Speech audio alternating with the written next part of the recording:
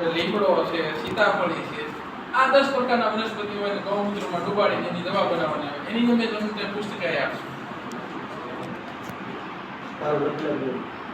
પણ તમારે શરૂઆત કરવી પડશે. ધીમે ધીમે બધી દવા અને ખાતર છે એ સરકાર બંધ કરી દેશે. જો તમને કાંઈ અનુભવ નહીં હોય તો તમારી ખેતી છે ને ખાટે જાતે ખાઈ નથી. અને આ ડુપ્લિકેટ દવાનો ક્રેઝ બહુ આવે.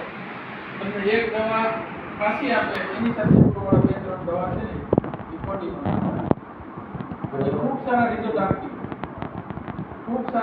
આપતી હોય. જેટલું રિઝલ્ટ આપે ને એટલું જ આપણા ઘરની અંદર નુકસાન થાય. કારણ કે જે રીંગણ છે, ભીંડો છે, સિંગ છે, એની અંદર તમે દવા નાખો તો છેલ્લે પેલું કોણ ખાવાનું? અને એમાંથી 10% બાકીનું તમે બેસી દેવાનું. એટલે તમે એક તો પાક કરવાના, તમારા ઘરની અંદર નુકસાની છે. પણ એમ કે તમને વેમ હોય કે ખેતી આવી નહીં થાય તો એના જવાબદાર અમે છીએ. અમે તમને કરાવશું, અમે કાંઈ લેશું નહીં, અમે માત્ર થોડું મફત આપશું. બરાબર છે? પણ તમારે અપનાવવું પડશે.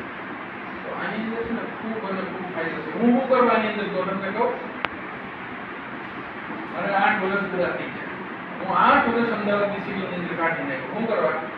કે મારા મામા છે, મારા પપ્પા છે, મારો ભાણો છે, આ બધાને એવી બધી બીમારી થઈ ગઈ તો હું 8 વર્ષ સુધી મારા ઘેર ન રહી. ખેતી તો એક બાજુની સાઈડ રહી. તો મેં કેટલા પૈસા બગાડ્યા. કોઈ વ્યસનથી રોગ થાય તો કોઈને મને વ્યસન નથી તો કેન્સર થઈ શકે એવું નથી.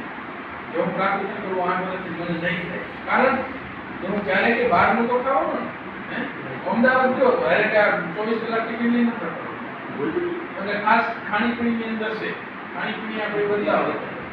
બાકી જે કોથળીનું દૂધ આવે ને એમાંથી મલાઈ કાઢી લે, કેમિકલ નાખી અને પાછું આપણા ગામડાઓની અંદર બેસી. તમે જોઈ લો બપોરે મોટા ભાગના ગામડાની અંદર ચા બને તો કોથળીનું દૂધ લોકો ખાવામાં